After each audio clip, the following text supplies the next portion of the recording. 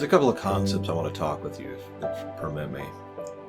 The first I want to talk about is Mega Man 7.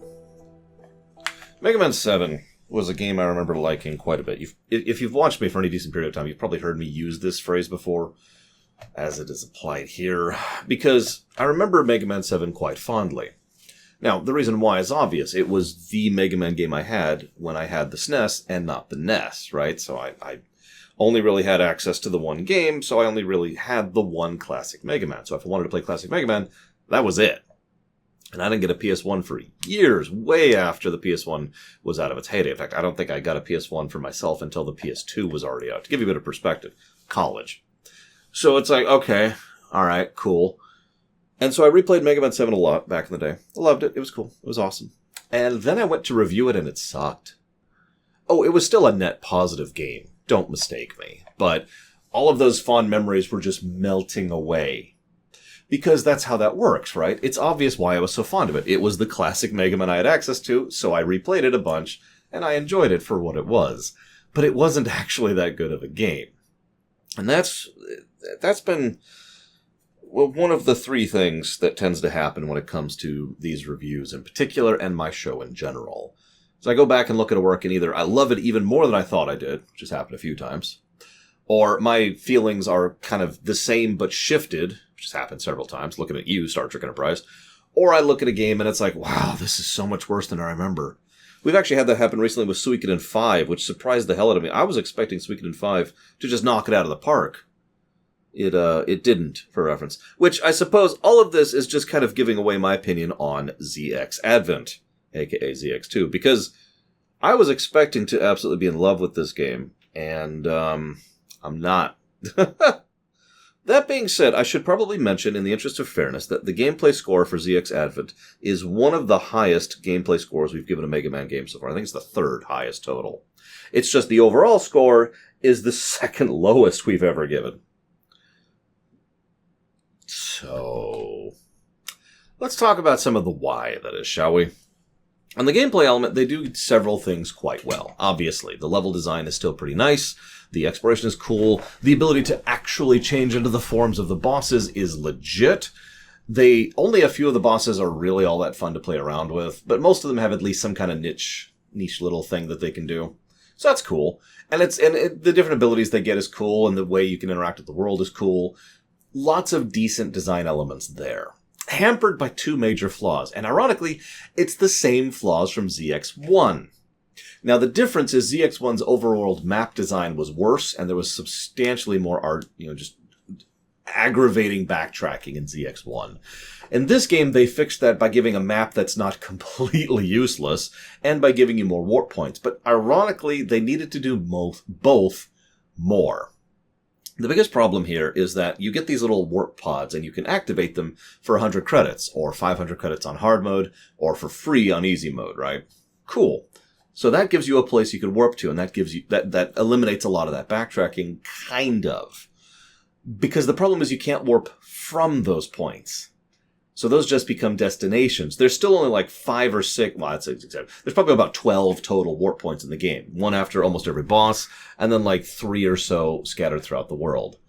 Not a lot, and still requires you to be like, ugh, if you happen to misclick, or if you go to the wrong direction, or if you're not sure where you're going. Which brings me to the other problem.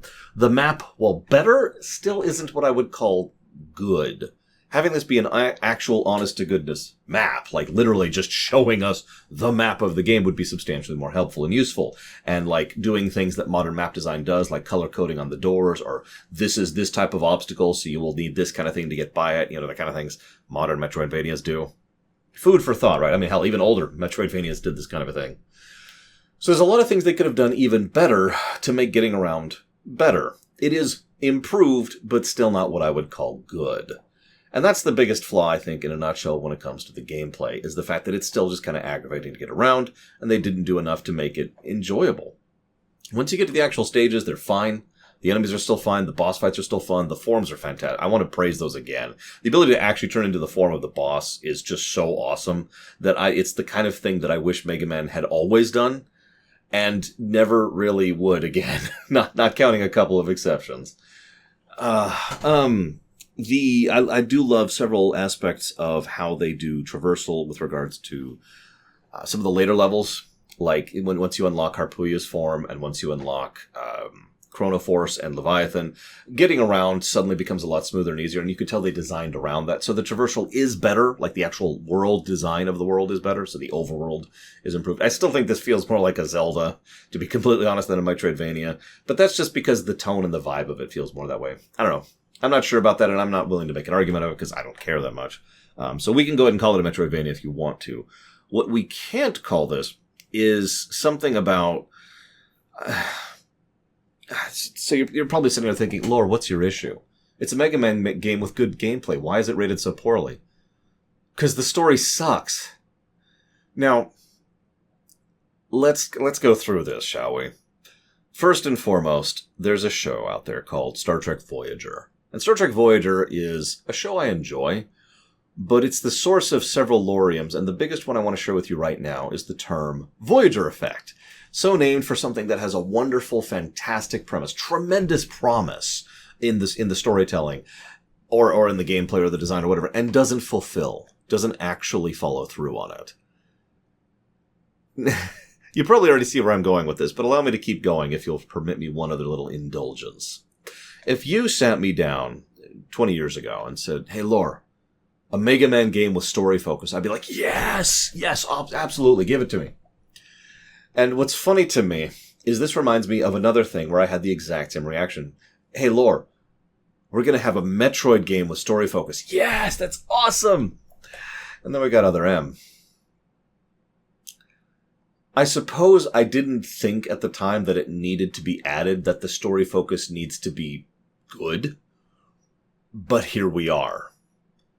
This story has the bones of something interesting, hence the Voyager effect, the thematic ideas of Dr. Vile's legacy living on in the form of people who are trying to take what was forced upon him and run with it. The whole biometals being literally Dr. Vile being the original biometal because of what the scientists did to him 300 years ago. People looking at that and saying, aha, the merger between human and Reploids.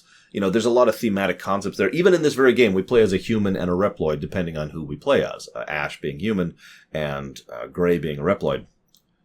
There's a lot of thematic potential between the two sides and discussing how different they are or how similar they are and the nature of sentience and sapience and rights and just all sorts of cool stuff they could do there. And instead, they just kind of take all of that and throw it out the window because Albert wants to rule the world that he already rules. Sorry, spoilers, but I remind you, they give this away very early, first of all. And second of all, Master Albert literally is one of the three people in charge of the world, has been for centuries, and he's like, I must take over the world. Now, I know that's not quite his point, but at the same time it is, and that's my problem, in a nutshell. The plot is so disjointed that it wouldn't surprise me if most people play through this and either brush it off completely, or snag onto one of the threads that it's doing and assume that is the only thread, or the primary thread. Whereas instead what it's doing is it's just throwing stuff at the wall, and what we have is a giant mess instead of a lovely plate of spaghetti. I like spaghetti, but if you throw it at the wall... I know this is a dumb analogy, but bear with me for a moment. I like story-focused games. Now, for me, gameplay always does have to be alongside the story. Like, a game with a great story and a bad gameplay sucks, and a game with great gameplay and bad story sucks. I want both, right? I actually saw a commentary recently saying, why do you care about games having story? Sure. But that's a nice plate of spaghetti. Great, wonderful, delicious. It's got chunks of meat in it. It's got some flavoring. We've got some real garlic sauce going. Oh, I can get some garlic bread going. Oh, I'm making myself hungry. It's lunchtime. This game is like having all those materials. You got the noodles and you got the thing and you cook it all up and then you just throw it on the wall and say, here you go. And I want to stress that I mean that with sincerity. Like, I'm not trying to make a joke here. Imagine if someone, rather than serving you a meal, threw it at the wall and said, there you go. That's what this game feels like. Now, I've seen worse stories, but it's such an utter waste, an utter and complete failure at being a story that really bothers me. Because I've seen worse dialogue, and I've seen worse voice acting, and I've seen worse everything. I've seen worse plot, I've seen worse writing, I've seen worse themes. But instead what they do is they take these great ideas and just throw them at the wall and say, here you go.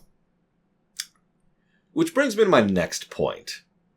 Some of you may or may not be aware of the fact that this series, I mentioned it briefly last time, they have this whole thing about the humanoids concept. For those of you not familiar with that, the humanoids is, legally, humans have to have cybernetics implanted into them, and Reploids have to have a ticking clock built into them that gives them a definitive lifespan, so they will eventually shut down. And then everyone was classified equally as humanoids, and thus they all have to live, as equals. And this apparently worked. This was the thing that stopped all the Maverick Wars and stopped all the nonsense and led to 2 centuries, like 5 generations of peace. Okay, that's cool. Did you know that that's only mentioned twice in this game? And that's only actually stated outright in the secret ending. That was certainly a shock to me, because it was literally the premise of the first game as it was stated to me when I was first getting into the franchise. It was the first thing I learned about the lore of Mega Man XZ, or ZX, was that this happens to be a setting in which humanoids and then murder, but now it's dropped. It might have been on the back of the box, I'm not even sure. But the fact that the games don't discuss that at all, once again, just shows how they completely fail at this concept. The theme of the 2 species and the difference and how different are we really, and genetics and blah, blah, blah, and friendship and all the cool stuff they could have done with that just thrown completely out the window. And that leads me to my final point here. I don't have much to say about this game, but I do want to talk about Mega Man ZX3, because some of you are probably aware of the fact that this game ends with several dangling threads. We've got the 4 Mega Men, we've got the Harpuya, I don't remember the names. There's the Harpuya clone, the Phantom clone, the woman who's using Fafnir right now. They're all roaming around going blah, blah, blah. Oh, and the kid who's using Leviathan. So the 4 of them are still roaming around and are going to be doing something with Thomas. Thomas, of course, has his secret ending where he's all like, this world needs to be reset. That's the most obvious dangling thread. And then there's several other dangling threads, like the eventual fate of Prometheus and Pandora, the nature of Dr. Vile, and its thematic significance of the fact that there's this whole idea of trying to evolve people into this new form, which was being interrupted by Dr. Vile's leftovers, and how he was just creating a world of suffering and blah, blah, blah, blah. All that stuff. There's several things dangling. There's no ZX3. This series has never been continued unless you count the Legends series, which happens so many millennia later that it effectively is disconnected. Now, I'm not going to argue that the Legends series aren't connected. That's not the point I'm trying to make. The point I'm trying to make is, at the time I was pissed that there was no ZX3, that it was just done. And we've never had a ZX3 to the very, very day I'm recording this. This is 2021. For anybody watching this in the future, if you want to make fun of me for it, this is October of 2021. In hindsight, I'm glad they didn't. One of the things I've come to realize with regards to creating fiction is that reality gets in the way almost all the time. Sometimes you don't have budget, you don't have support, you don't have tools, you don't have personnel, you don't have expertise, right? And all those things get in the way of creating what it is you want to make. Now, a very, very common trend in games, shows, and movies, and books as well, is you'll have a success, and then they'll be like, okay, make a sequel, but we're going to give you less budget. Now, there are alterations of this, of course, but generally speaking, it's like sequel with less budget, sequel with less budget, sequel with less budget, and they just wring it out until finally they put out a movie or a game or whatever that is no longer profitable, and they pull the plug on the franchise. Now, this is true for so many things. I bet you could think of at least a dozen franchises that have been through this pattern. But something we've started seeing within the last 30 years or so is that one of the things you can do is you can pull the plug and walk away from it for a while, and then come back with modern tech, renewed interest, new creative staff, people who want to really do it, and just basically it's like taking a rest from a metaphorical perspective, right? If you work a 12-hour shift, that sucks. But if you work a 8-hour shift, or a 4-hour shift, actually, that's 6. If you work a 6-hour shift, then you go home, relax, watch TV, watch The Lore Runner, do whatever, play video games. And then you go back to work for another 6 hours. Those new 6 hours are going to be better, right? Not just in terms of your production capacity, not just in terms of your quality of life, but also in terms of your production capacity. You will do better work. And this is true even from a societal level when it comes to these kind of franchises. And this has been proven true many times. That being said, it's not a guarantee. Sometimes they go back to the well and what we get is worse. Not going to name names. I'm sure you could think of franchises like that too.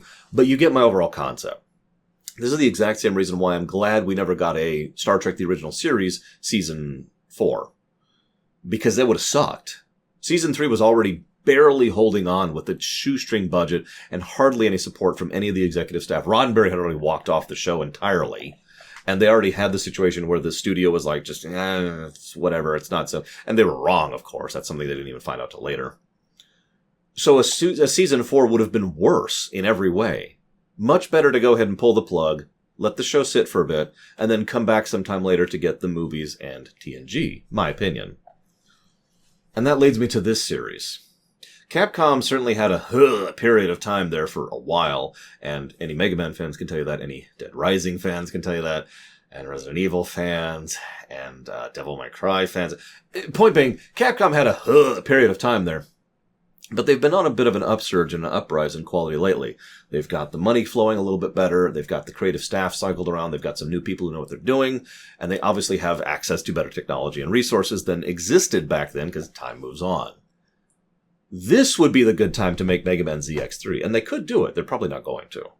But this would be the time which I'd want that. And that's the weird benefit, the weird mentality I have. I'm kind of glad we didn't get ZX3, because it probably would have sucked. But now we can get a ZX3, and it might be awesome. What are your thoughts on that? I'm actually quite curious. Either way, I do hope to look forward to your comments. Look, I'm tired and I'm hungry. What do you want from me? You're awesome. I'm stupid. And I'll see you next time.